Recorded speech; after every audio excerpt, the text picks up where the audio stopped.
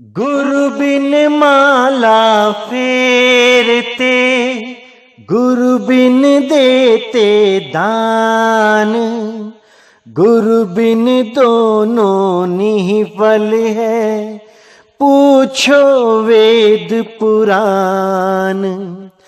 राम नाम की लूट है, लूट सके तो लूट, अंत काल पछताएगा, प्राण जाएंगे छूट। राम नाम रटते रहो, जब लग घट में प्राण, कब हूँ दीन दयाल के, भनक पड़ेगी कान। वस्तु कहीं ढूंढे कहीं, कहीं विधि लागे हाथ, गुप्त वस्तु तब ही मिले, भेदी लीजे साथ। भेदी लीना साथ में, दीनी वस्तु लखाए, कोटि जन्म का पंथ था, पल में पहुंचा जाए। सेवा को दो ही भले, एक संत एक राम, राम है दाता मुक्ति का, संत जपावे नाम। एक नाम को जान कर, दूजा दे बहाए, जप तप व्रत तीरथ नहीं, सतगुरु चरण समाए, सतगुरु चरण समाए, सतगुरु चरण समाए। वाहेगुरु। नमस्कार मेरे प्यारे भाइयों, मेरे परम पिता परमात्मा के प्यारे जीव हंसों। मैं बंदी छोड़ से यही अरदास करता हूं कि आप सब मेरे भाइयों का विवेक पहले से ज्यादा और ज्यादा और ज्यादा से ज्यादा बढ़ता ही जाए, और ऐसी कोई दुविधा ना रहे जो मेरे भाइयों को 1% भी भ्रमित कर पाए। हर चीज ऐसी क्रिस्टल क्लियर होती चली जाए कि सारे भरम भूत इस दिमाग से अपने आप निकलते चले जाएं, और आप इतने समर्थ हो जाएं कि हर चीज को खुद समझने लग जाएं, खुद विश्वास करें, खुद निर्णय करें कि क्या सत्य है और क्या असत्य है। जब इस अवस्था तक आप पहुंच जाएंगे, फिर मेरे भाई कोई भी काल का दूत आपको भ्रमित नहीं कर पाएगा।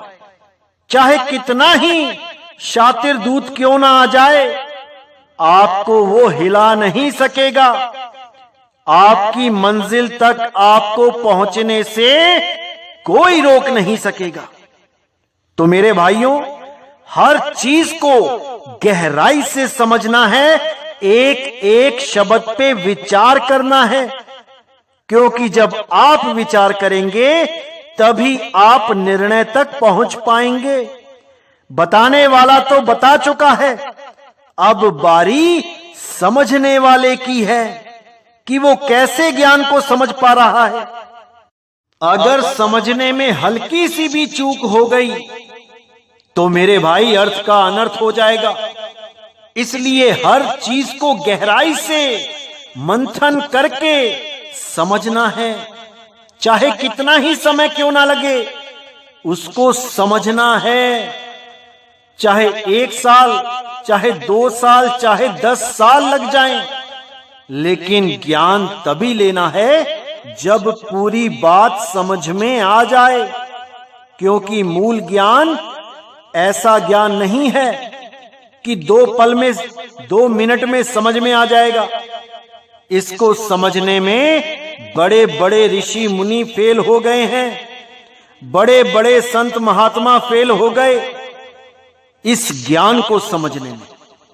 इसलिए मेरे भाइयों, आप पूरा समय लो, पूरा विवेक करो, पूरा विचार करो। जब हर चीज समझ में आ जाए तब ही ज्ञान लो, अन्यथा जहां पे हो वहीं रहो, कोई दिक्कत नहीं है।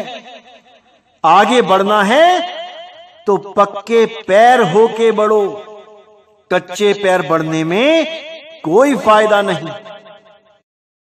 तो मेरे भाइयों, आज हम जिस मुद्दे पे बात करेंगे वो कुछ शंकाएं हैं जो जीवों के मन में उत्पन्न हो जाती हैं, क्योंकि बहुत से काल के दूत, मैंने बताया आपको कि बहुत से काल के दूत एक्टिव हो चुके हैं। वो आपको भ्रमित करने के लिए एक्टिव हो चुके हैं और तरह तरह के जाल फेंकते हैं जीवों को उलझाने के लिए।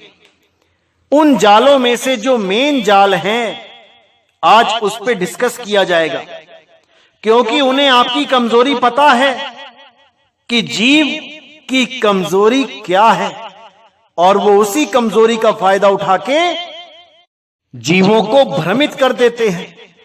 आज आपको हर चीज क्लियर कर दी जाएगी कि कैसे कैसे ये काल के दूत अपना जाल फेंकते हैं जीवों पे, किस किस मैटर पे ये सत्संग करते हैं और जीवों को आकर्षित करते हैं। तो आज वाणी के द्वारा सारे भेद खोले जाएंगे इन लोगों के, और आपने पूरे विवेक के द्वारा सत्संग को ग्रहण करना है और उसमें से हर चीज पे विचार करना है, ताकि आपके जीवन में भी कोई काल का दूत प्रवेश करके आपको भ्रमित ना कर पाए। आपने इसका पूरा ध्यान रखना है। तो आइए देखते हैं कि कैसे ये अपना जाल बुनते हैं जीवों के लिए। तो सबसे पहला जाल है सुख का जाल।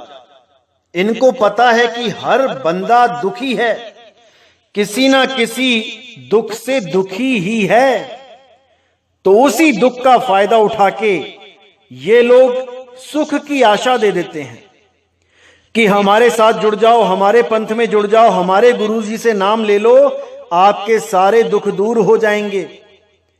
आपकी दुकान नहीं चलती, आपका मकान नहीं बन पा रहा है, आपकी नौकरी नहीं लग रही है, गुरुजी से नाम ले लो, सारे दुख दूर हो जाएंगे।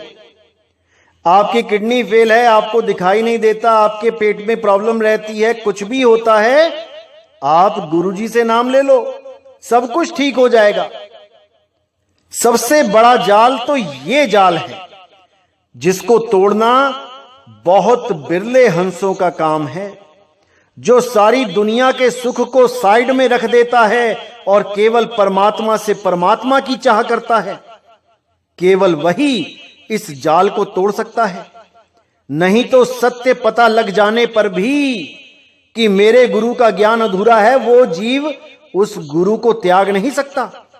जो दुनियावी इच्छाओं में लिप्त है, जो दुनियावी ऐशो आराम में रमा हुआ है, वो कभी भी परमात्मा के लिए ऐशो आराम को नहीं त्याग पाता और धीरे धीरे धीरे मृत्यु की तरफ बढ़ता चला जाता है। और अंत समय में ना तो उसे राम मिलता है और ना ही वो माया उसके साथ जाती है, जिसकी वजह से उसने राम को भी त्याग दिया था। ये समझ भी लिया था कि नितिन दास सत्य बोल रहा है, लेकिन केवल दुनियावी सुख के कारण वो गुरु को त्याग नहीं पाया। वो उसी झूठ के सहारे अपना जीवन व्यतीत करता रहा और अंत समय में काल के मुंह में चला जाएगा। ऐसे ही लोगों के लिए बोला है, राम नाम कड़वा लागे और मीठा लागे दाम, दुविधा में दोनों गई माया मिली न राम। ऐसे ही लोगों के लिए ये दोहा बोला गया है और ऐसे ही लोग अंत समय में पछताते हैं, जब उनको समझ ही नहीं आता कि अब किया जाए तो क्या किया जाए। ना तो हमने सत्य के साथ निष्पक्ष होके उसका साथ दिया और ना ही ये झूठी माया हमारे साथ जा रही है। अब हम धोबी के कुत्ते की तरह हो गए हैं, ना रहे घर के और ना रहे घाट के।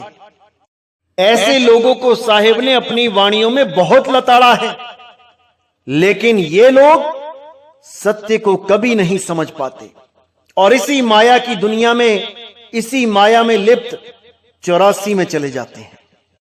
तो सबसे बड़ा जाल है ये सुख के लालच का जाल। इसी लालच में ये बेचारा जीव मारा जाता है, लख 84 में जाता है। तो दूसरे नंबर पे जो जाल आता है वो है धन का लालच। ये गुरुआ लोग क्या करते हैं, ये अपने लालची चेलों को गांव गांव में भेज के, शहर शहर में भेज के उन लोगों को इकट्ठा करते हैं जो लालची हैं। उन लोगों को धन का लालच देके बोलते हैं कि और ज्यादा लोगों को जोड़ो तो तुम्हें और ज्यादा फायदा होगा। अब ये क्या बिजनेस करते हैं उन लोगों से, ये बिजनेस करते हैं पूजा पाठ आडंबर का। ये हवन यज्ञ करवाते हैं, 11-11 हजार का हवन यज्ञ करवाते हैं, जिसमें 20-20, 25-25% उसको पैसा देते हैं जो लोगों को उन हवन यज्ञ के लिए इकट्ठा करके लेके आता है। अन्य लोगों को जो वो अपने पंथ से जोड़ता है और एक एक यज्ञ पे 25-25% पैसा खाता है। ऐसे लालची लोगों का एक ही मिशन होता है कि ज्यादा से ज्यादा पैसे कमाएं। अब जिसको वो जोड़ रहा है वो चाहे गधा बने या कुत्ता, उससे इन्हें कोई फर्क नहीं पड़ता। इनकी जेबें गर्म होनी चाहिए, इनको पैसा मिलना चाहिए और ये उसमें खुश हैं। और भी बहुत से जाल हैं, जैसे पाठ करवाने का जाल। पैसे लेके पाठ करते हैं, 15-15, 20-20 हजार रुपए का पाठ करते हैं। जो लोग जितने लोगों को लेके आता है पाठ के लिए, उतना ही बड़ा कमीशन उसको दे दिया जाता है। तो ऐसे भी बहुत से लोग हैं जो परमात्मा के नाम पे बिजनेस करते हैं, धंधा करते हैं। तो ऐसे लोगों से भी सावधान रहना है मेरे भाइयों। ये बहुत बड़ा रैकेट है, बहुत बड़ा जाल है और बहुत से जीव इसमें फंसे हुए हैं। उनको यही नहीं पता लग पा रहा कि परमात्मा किसी यज्ञ का गुलाम नहीं है, परमात्मा किसी पाठ का, किसी दिया अगरबत्ती का, किसी देसी घी की जोत का गुलाम नहीं है कि अगर देसी घी की जोत नहीं जलाई तो वो तुम्हारी अरदास नहीं सुन सकता, या पहले तुम्हें देसी घी ही जलाना पड़ेगा तब वो परमात्मा के कानों के ढक्कन खुलेंगे और वो तुम्हारी अरदास सुनेगा। अरे तुम चलते चलते किसी कुएं में गिर जाओ, वहां से भी तुम अरदास लगाओगे और परमात्मा वहां उस गड्ढे में गिरे हुए आदमी की आवाज सुनेगा। बिना किसी पाठ के, बिना किसी जोत अगरबत्ती के, बिना किसी देसी घी के, दिए के, वो जरूर सुनेगा, क्योंकि वो दिल की आवाज सुनता है, ना कि दिया लगाने के बाद उसको होश आता है कि कोई भगत मुझसे फरियाद कर रहा है, मैं सुनूं। इस जाल से निकल जाना है मेरे भाइयों, निकल जाना है।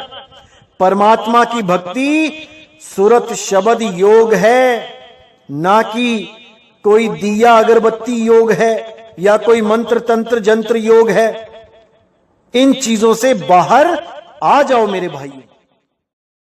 तो जो तीसरा जाल है उसके बारे में जान लेते हैं। ये जाल है गुरुवाई का। अब आप सोचेंगे गुरुवाई का कैसा जाल? तो मेरे भाइयों, ऐसे भी बहुत से पंथ चल रहे हैं जहां पर जब आप जुड़ जाते हो तो ये आपको गुरुवाई का लालच भी दे देते हैं। उसके लिए ये लोग क्या करते हैं, ये कुछ स्टेजेस बना देते हैं, ये लोग कुछ चरण बना देते हैं। जैसे 5 चरण की साधना बना दी, 3 चरण की साधना बना दी, 7 चरण की साधना बना दी। अब क्या करते हैं ये लोग, ये उन लोगों को गुरुवाई का मौका दे देते हैं जिनके अंदर गुरु बनने का कीड़ा हो। ये लोग ढूंढते ही ऐसे लोगों को हैं जो गुरु बनने की लालसा रखते हैं। उन लोगों से ये लोग आगे चेले मुंडवाते हैं। ये खुली छूट देते हैं कि जाओ चेले बनाओ, लेकिन गुरु हम ही रहेंगे, तुम केवल नाम दीक्षा देकर उसके गुरु बन जाओ जिसको तुम लेके आते हो।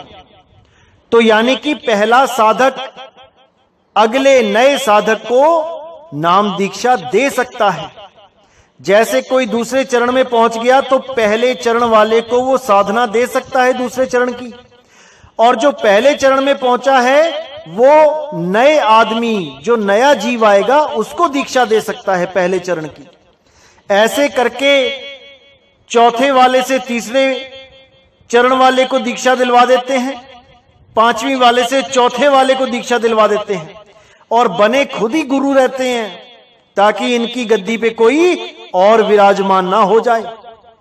और ये गद्दियां पिता से पुत्र, पुत्र से पोता, पोते से पड़पोता, ये गद्दियां ऐसे चलती हैं।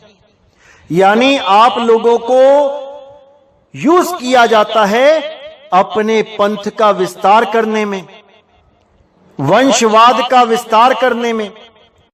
और भोले जी ऐसे गुरुओं के चक्कर में उलझे ही रह जाते हैं सारी सारी उम्र। और इनकी साधनाएं भी ऐसी होती हैं कि एक एक चरण पे 10-10, 15-15 साल की साधना करवा देते हैं, जन्म बर्बाद करवा देते हैं। ऐसे लोगों से मेरे भाइयों सदा सावधान रहें। ऐसे ही लोग घूम घूम के भोले भाले जीवों को फंसाते हैं, क्योंकि ये लोग नए जीवों को नाम दीक्षा देने का अधिकार प्राप्त कर लेते हैं, जिसको पंजा कहा जाता है। अगर कहीं पर भी आपको कोई पंजाधारी दिखाई दे जो ये बोले कि मैंने गुरु से पंजा ले लिया है नाम दीक्षा देने का, तो समझ लेना वो काल का ही दूत है। ये जितने भी पंजाधारी घूम रहे हैं ये सब काल के ही दूत हैं। ना तो इनसे अपना परिवार का मोह छूटता है, ना ही इनसे पैसे का मोह छूटता है। ये लोग अपने परिवार में रह के गुरु बन जाते हैं। और कबीर साहब क्या कहते हैं, गिर ही होके कथे ज्ञान, अमली होके धरे ध्यान, और साधु होके कूटे भग, कहें कबीर ये तीनों ठग। अगर कोई भी आदमी आपको कहता है कि मैंने पंजा ले लिया है नाम दीक्षा देने का और मैं अपने परिवार के साथ रहता हूं, मैं किसी से पैसे नहीं मांगता हूं, मैं कोई पूजा अर्चना नहीं करवाता हूं, लेकिन मैं अपनी बीवी अपने बच्चों के साथ रहता हूं, तो समझ जाना मेरे भाइयों ये भी उन्हीं ठगों में से एक है जिसके लिए कबीर साहब ने पूरा सावधान किया है। ये आप लोगों को तो बड़ी बड़ी बातें बताएंगे, आत्मज्ञान की बात बताएंगे, आत्मा के आनंद की बात बताएंगे, लेकिन इनसे अपनी ही बीवी नहीं छूटती। ये माया के गुलाम बने रहते हैं और दूसरों को आनंद का सागर का ज्ञान देते हैं। खुद कौन सा आनंद ले रहे हैं ये भली भांति यही जानते हैं।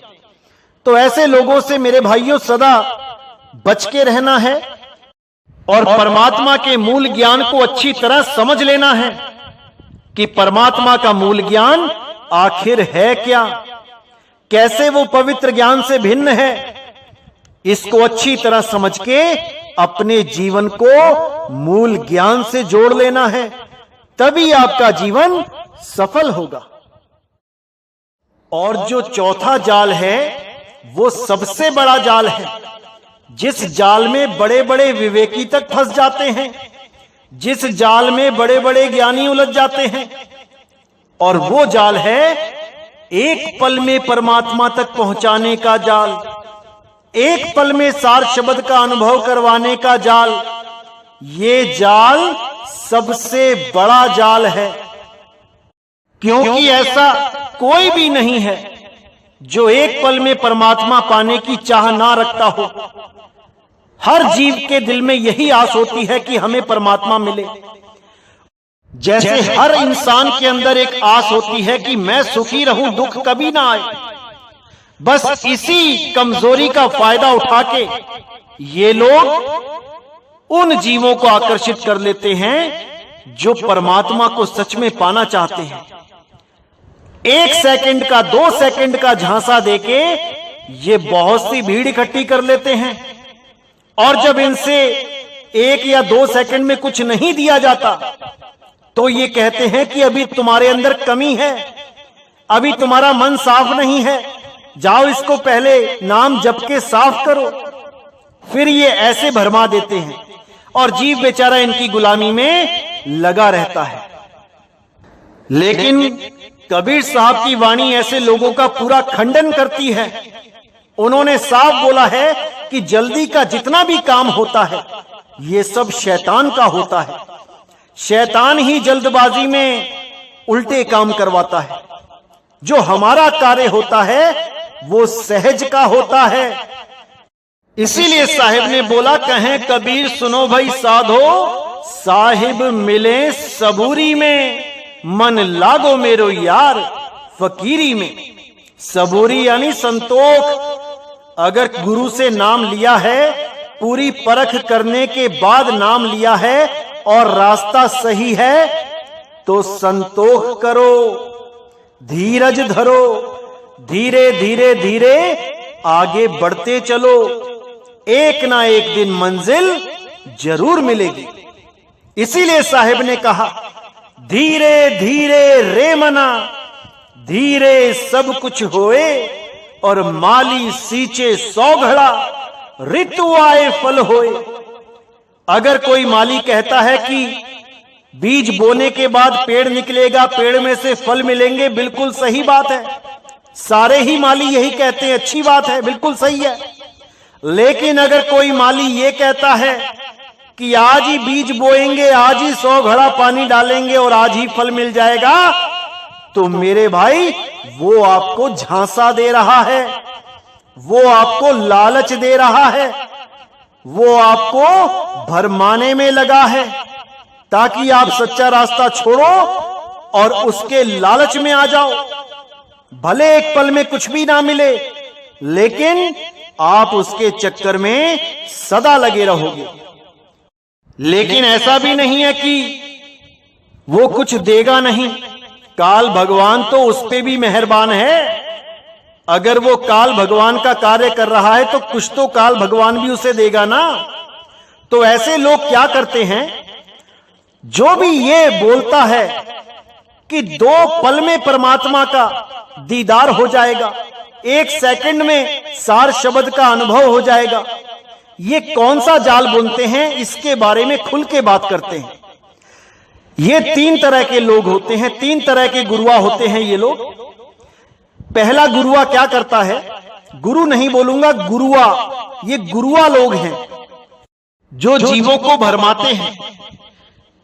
पहले प्रकार का गुरु क्या बोलेगा कि जैसे ही हमारे पास शिष्य आएगा, हम उसको सार शब्द का पूर्ण भेद दे देंगे और उसको परमात्मा दिखाई देने लग जाएगा। अब ये लोग कौन होते हैं और शिष्यों को कैसे भरमाते हैं, अच्छी तरह समझना। ये लोग किसका दीदार करवा देते हैं, जो आपके सामने निराकार, जो आकाश सारे ब्रह्मांड में दिखाई देता है, जो 2 हाथों के बीच में गैप दिखाई देता है, ये उसको सार शब्द बोल के, उसको परमात्मा बोल के आपकी सूरत को उससे जोड़ देते हैं। और ये लोग अपने सत्संगों में ये भी बोलेंगे कि आप परमात्मा के आर पार चले जाते हो, फिर भी परमात्मा को कोई फर्क नहीं पड़ता, वो वैसे का वैसा ही खड़ा रहता है और आप उसमें एक मछली की तरह, जैसे समुद्र में मछली होती है, आप परमात्मा में ही विचरण कर रहे होते हो। जहां पर भी आपको ये लाइन सुनाई दे जाए कि आप परमात्मा में ही विचरण कर रहे हो, समझ जाना कि ये लोग वही हैं जो आपको इस निराकार से जोड़ने के लिए दाना डाल रहे हैं। भोली भाली चिड़िया को फंसाने के लिए 2 सेकंड का, 5 सेकंड का दाना डाल रहे हैं। और जब आप लोग ऐसे लोगों के चक्करों में फंस जाते हैं, तब यही लोग YouTube पे वीडियो डालते हैं कि अब हम आश्रम बनाना चाहते हैं, 1.5 महीने तक काम चलेगा, आप पैसा भेजो, जितनी श्रद्धा है उतना भेजो, और किसी और से जो हमारे पंथ से नहीं जुड़ा है उसका पैसा स्वीकार नहीं किया जाएगा, केवल हमारे ही भगत भेजो। यानी सफाई भी देते हैं कि हम लालची नहीं हैं, केवल अपने भक्तों से ही मांग रहे हैं, और कहते हैं कि 1 रुपए भी स्वीकार है। अरे भाई 1 रुपए में तुम क्या ले लोगे, टॉफी नहीं आती। उसके बाद ये इनको पता है कि कुछ लोग नहीं दे पाएंगे, गरीब हैं, तो उनसे लिखवा लेते हैं कि आप लिखवा दो, कितना पैसा दोगे, भविष्य में दे देना। अब इन लोगों को कोई पूछने वाला हो कि आज तक क्या तुम सड़क पे सो रहे थे, क्या तुम्हारे सिर के ऊपर छत नहीं थी, क्या तुम्हारे पास कोई घर नहीं था, जो अब भोले भाले जीवों का पैसा आश्रम बनाने में लगा रहे हो। अरे तुमने कभी कुछ पैसा दिया किसी गुरु को आश्रम बनाने के लिए? तुम कैसे मांग रहे हो? तो ऐसे लोग ऐसे चोगा डाल के जीवों को फंसाते हैं। अब जो दूसरे प्रकार के गुरुआ लोग होते हैं वो क्या कहते हैं कि 2 सेकंड में परमात्मा दिखाएंगे, शब्द दिखाएंगे, और दिखा क्या देते हैं, जो आप खुली आंखें चाहे बंद आंखें अगर आप ध्यान दोगे तो आपको आसमान में कुछ लड़ियां दिखाई देंगी, बिंदु बिंदु बिंदु करके, जैसे फूलों की माला होती है। और वो जो माला दिखाई देगी वो भागेगी आपकी नजर घुमाने पे। आप इधर देखोगे तो वो इधर भागेगी, उधर देखोगे तो उधर भागेगी। अब कुछ लोग इसी को सार शब्द बता देते हैं और कहते हैं कि इसको देखते रहो, देखते रहो, देखते रहो, और इसको स्थिर कर दो। यानी अब ये हिले डुले ना, अब जब हिलेगा डुलेगा नहीं तो समझ लो कि ये स्थिर हो गया। इसी को कह देते हैं कि सूरत बांध स्थिर करो। अब इसी को स्थिर करवा के अब कहेंगे कि इसी में समा जाना है। ऐसी मोटी बुद्धि होती है इन लोगों की, और इन लोगों के पास जो लोग जाते हैं उनकी बुद्धि का तो मैं क्या बोलूं।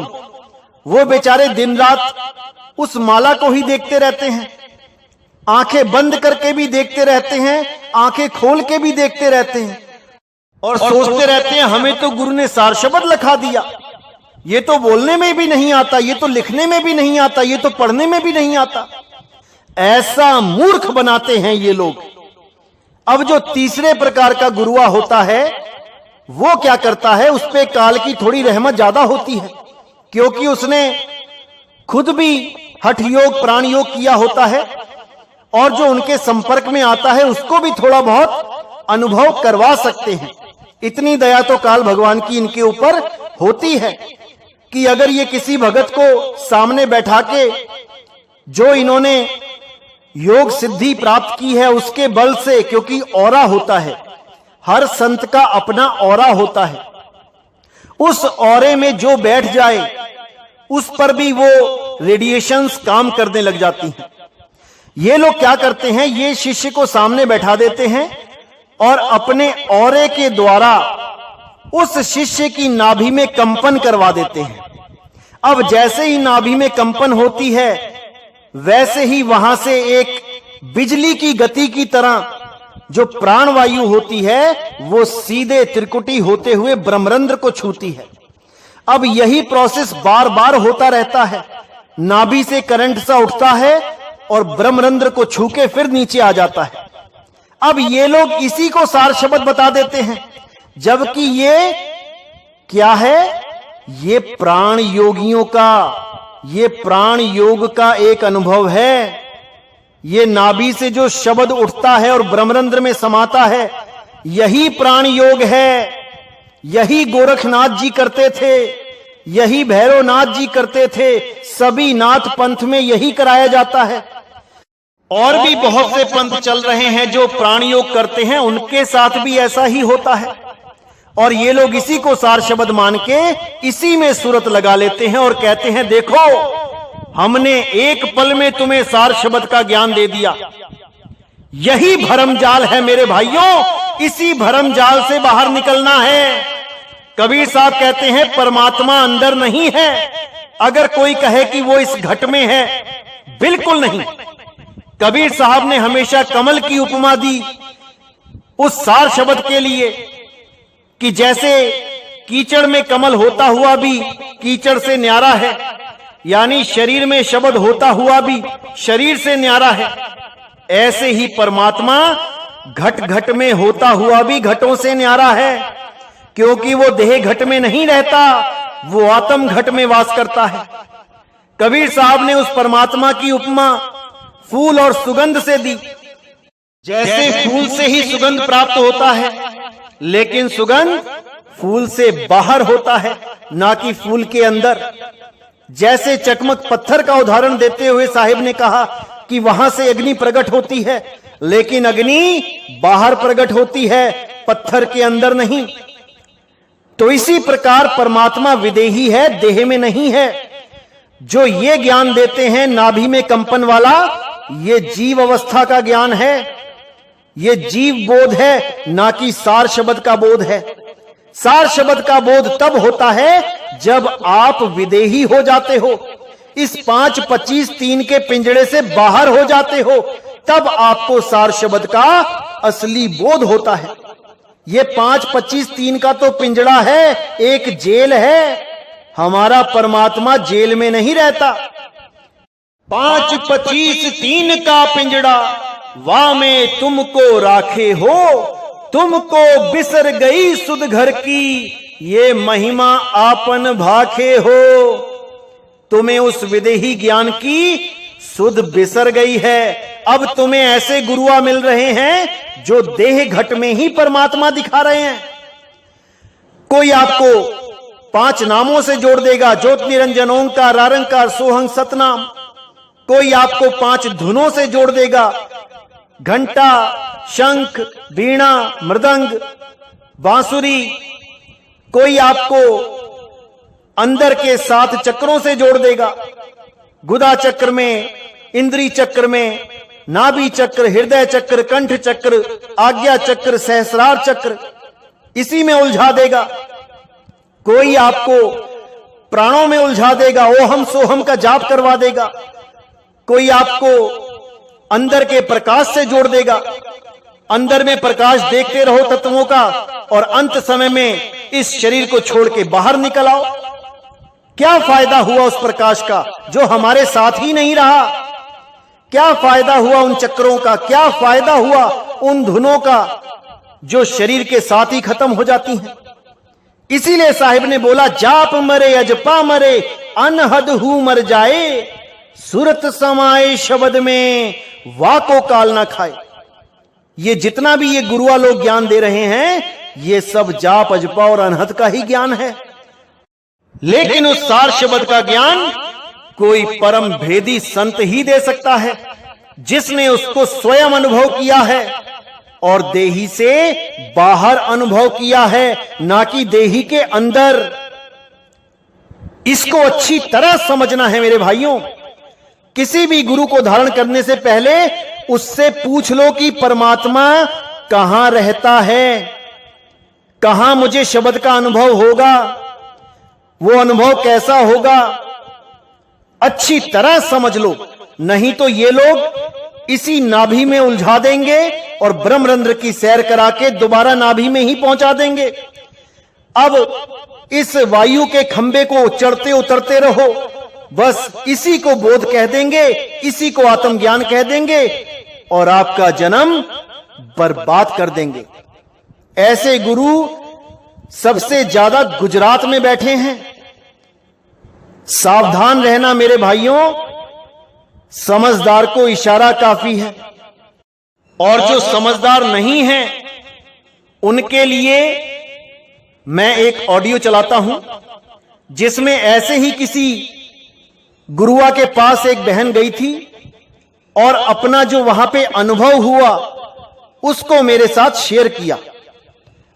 तो आइए सुनते हैं कि ऐसे गुरुआ जो 2 सेकंड में परमात्मा का दर्शन कराने का दावा करते हैं और वहां जाके मिलता क्या है। अपने कानों से सुनिए और विचार कीजिए। साहिब बंदगी सतनाम। रमेश नाम है, वो केशर वाला है। तो उनसे नामकरण लिया, बात मैं उनसे बात की थी। आपने उनसे नाम ले लिया ना?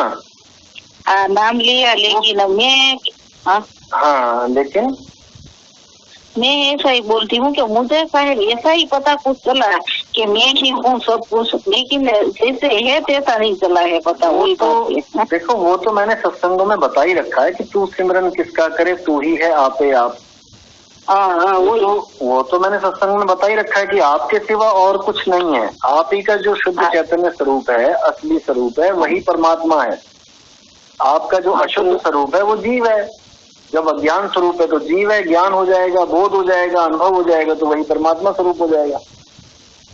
तो जो वही तो बात रमेश जी ने जो आपको ज्ञान दिया, वो कह रहे हैं कि हम एक पल में सार शब्द दे देते हैं, आदमी को परमात्मा मिल जाता है।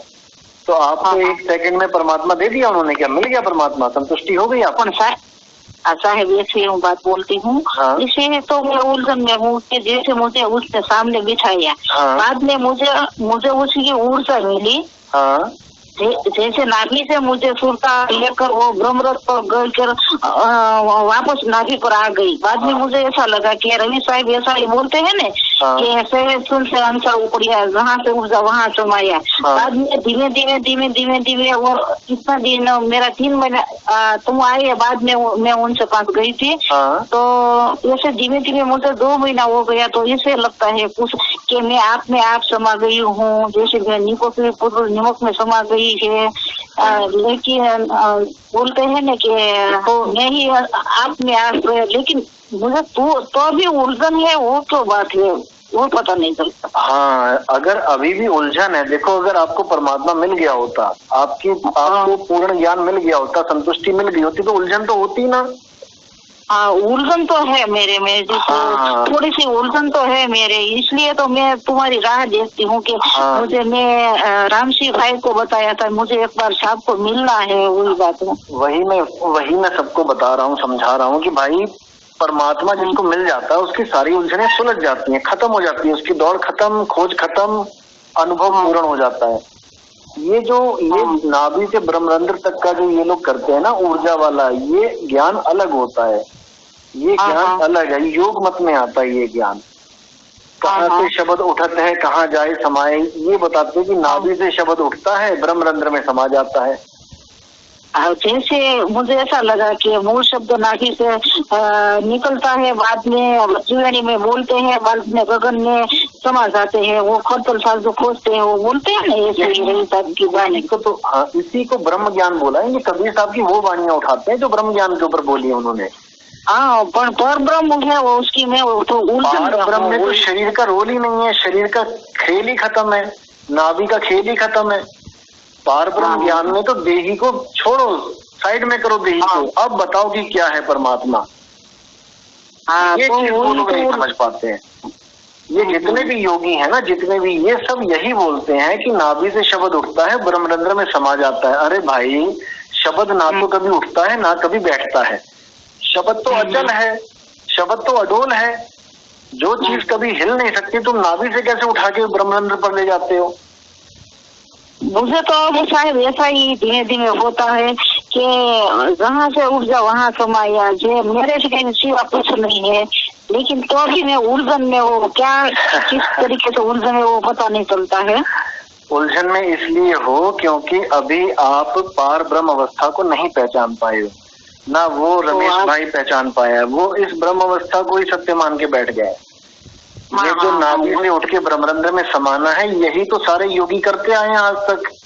जितने योगी योगेश्वर गोरखनाथ की वाणी पढ़ लो, यही तो बता रहे हैं वो भी कि नाभि से उठो ब्रह्मरंध्र में समा जाओ। अरे खेल ही ब्रह्मरंध्र से आगे का है, ब्रह्मरंध्र से तो शुरुआत है और तुम्हारा अंत हो जाता है ब्रह्मरंध्र में। तो मुझे ये तो देखो, बहुत से गुरु हैं ऐसे, एक छोड़ो कई गुरु हैं ऐसे जो नाभि से उठा के ब्रह्मरंध्र स्थित कर देते हैं। ऐसे बहुत है, एक नहीं है। जो कबीर साहब का खेल है वो क्या है, वो 10वें द्वार से परे का खेल है।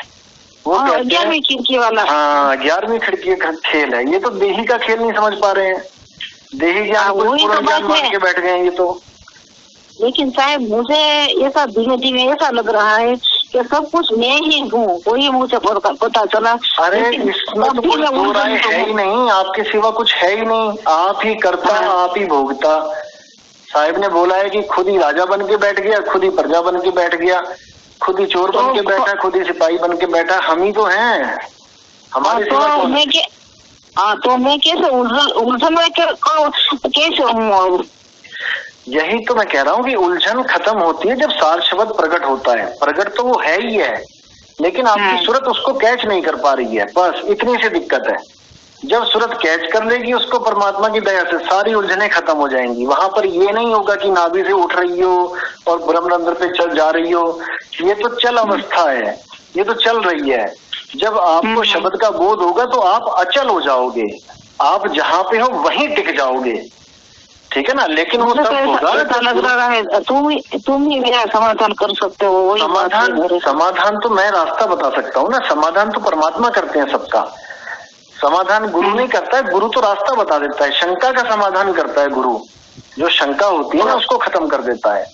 हमने ऐसे ही, मुझे तो पक्का पता चल गया कि मैं ही हूँ, तो भी मेरा उलझन में वो बात क्या है, वही बात। हाँ, जो वो बात है ना वही सार शब्द है, वो गुरु की दया से, शब्द गुरु की दया से प्रकट होता है। वो है तो प्रकट ही है, लेकिन हमें बोध नहीं हो पाता उसका जब तक वो दया ना करे, है ना। और वो कहता है कि पहले तुम सुरति को स्थिर करो, उसका हुक्म है ना कि सुरत बांध स्थिर करो, आठों पहरों दूर, उसका हुक्म है ये। अब आप कितना हुक्म में रहते हो ये वो देखेगा, ठीक है। जब उसको लगता है कि हाँ आप हुक्म में हो, अब नानक हुक्म पछाण के तौ जा खस में मिलना, हुक्म को पहचानना पड़ेगा। हुक्म केवल एक ही है परमात्मा का कि भाई सूरत फंसी संसार में, तासे पड़ गई दूर, सूरत बांध स्थिर करो, आठों पैरों जोड़। केवल एक ही हुक्म है कि तुम गुरु से भेद प्राप्त करके सूरत को स्थिर कर लो, उसके बाद मेरा काम है सारा, उसके बाद तुम्हारा काम नहीं है, ठीक है ना। तो कहते हैं साहिब से सब होता है, बंदे से कछु नहीं। बंदे से कुछ नहीं होगा, बंदा तो बस हुक्म में रहे, हुक्म में रहेगा, अपने आप प्राप्त करेगा मालिक की दया से। हाँ चलो, और सब ठीक है, आता हूँ मैं, बना रहा हूँ काम, चिंता मत करो। ये तो देखो, तो मेरे भाइयों, अब आपने विचार करना है, अच्छी तरह समझना है कि कैसे ये काल के दूत भरमाते हैं और कैसे भोले भाले जीव इनके चंगुल में फंस भी जाते हैं और फिर समझाने के बाद भी नहीं समझ पाते। सबसे बड़ी दुविधा तो ये है क्योंकि काल भगवान की ऐसी दया हो जाती है इन लोगों पे कि वो किसी को भी कोई भी अनुभव देके उसको सार शब्द का नाम देके वहीं अटका देते हैं। सबसे बड़ी दिक्कत तो ये होती है। इसीलिए मेरे भाइयों, मैं कहता हूं कि सार शब्द का पहले पूरा ज्ञान समझ लो कि सार शब्द होता क्या है। नाम दीक्षा तो बहुत बाद की बात है, पहले पूरी तरह समझ लो कि सार शब्द का भेद है क्या। और जब पूरा ज्ञान समझ में आ जाए, पूरी थ्योरी कंप्लीट हो जाए, उसके बाद प्रैक्टिकल पे आना चाहिए। और गरीबदास जी ने तो यहां तक कह दिया कि गरीब सोहंग सुरत सुभान है, जे कोई लावे तार, पल में पारिंग होत है अलमीना दीदार। बिल्कुल क्लियर कर दिया कि सोहंग सुरति सुभान है, उस सुरत के द्वारा सोहंग अवस्था को जानना है। और कैसे जानोगे? जे कोई लावे तार, अगर संसार से अपनी सुरत को हटा के कोई उस शब्द गुरु में लगाए तो, अगर नहीं लगाएगा तो नहीं होगा दीदार। लगानी तो पड़ेगी भाई, क्योंकि साहिब का हुक्म ही यही है, सुरत बांध स्थिर करो। ये तुमने करना है, ये कोई और नहीं कर सकता कि कोई और कर देगा।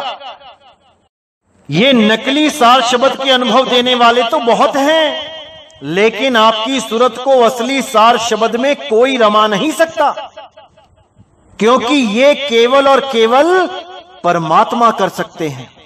इसीलिए बोला सेवा को दो ही भले, एक संत एक राम, और राम है दाता मुक्ति का, संत जपावे नाम। यहां पर तो उल्टी रीत चल पड़ी है कि संत ही सब कुछ करके दे देगा। अरे भैया, फिर नाम क्या लेना, फिर तो संत के सामने जाके बैठ जाओ, हो गया काम। फिर कौन सी सूरत रमानी है, फिर कौन सा भजन करना है? काम बन गया, अब खाओ, मीट अंडे दारू पियो, काम तो बन ही गया है, परमात्मा तो मिल ही गया है। अब किस बात का डर है? अब क्या परमात्मा तुम्हें छोड़ के चला जाएगा? तो मेरे भाई विचार करो, विवेक लगाओ, ऐसे लोगों से बच के रहना है, क्योंकि जिसे अभी हीरे की परख नहीं है उसे कोई भी कांच बेच सकता है हीरा बोल के, वो लुट ही जाएगा, उसे कोई नहीं बचा सकता, क्योंकि बचाने वाली ताकत का नाम ही विवेक है, और वो जब अपना विवेक ही खो देगा तो कैसे बचेगा? इसलिए मेरे भाइयों पूरा विवेक लगाना है, हर चीज को समझना है। साहिब कहते हैं राम नाम रटते रहो, जब लगे घट में प्राण, कब हूं दीन दयाल के, भनक पड़ेगी कान। कि जब तक तुम्हारे प्राण हैं इस शरीर में, उस मालिक का सिमरन करते रहो। वो कब दया करता है, वो कब प्रकट होता है, ये उस पे छोड़ दो। आपने केवल वो कार्य करना है जिसका आपको हुक्म हुआ है। और क्या हुक्म है? सूरत बांध स्थिर करो, आठों पहर हुजूर। इस हुक्म को आपने फॉलो करना है, ये आपको हुक्म दिया जा रहा है। और जो इस हुक्म को नहीं मानेंगे उनके लिए 184 तैयार ही है, उसको कोई बचा नहीं सकता। इसलिए जीव आपका है, आपने देखना है, आपने विचार करना है। समझाने वाले ने तो समझा दिया है, अब जो नहीं समझता है ये उसके कर्म है, ये उसका संस्कार है। तो मेरे भाइयों अच्छी तरह समझना है, एक एक वाणी पे विचार करना है। भरमाने वाले बहुत बैठे हैं, आपने पूरे विवेक से काम लेना है। तो आज की वाणी यहीं समाप्त करते हैं, और बहुत जल्द अगला सत्संग आएगा और बहुत सी शंकाओं का समाधान होगा, आप बिल्कुल चिंता ना करें। तो इसी के साथ मुझे विदा करें। बोलिए सतगुरु बंदी छोड़ सतगुरु सत्य कबीर साहिब की सदा ही जय हो, सदा ही जय हो मेरे मालिक की। साहिब बंदगी सतनाम।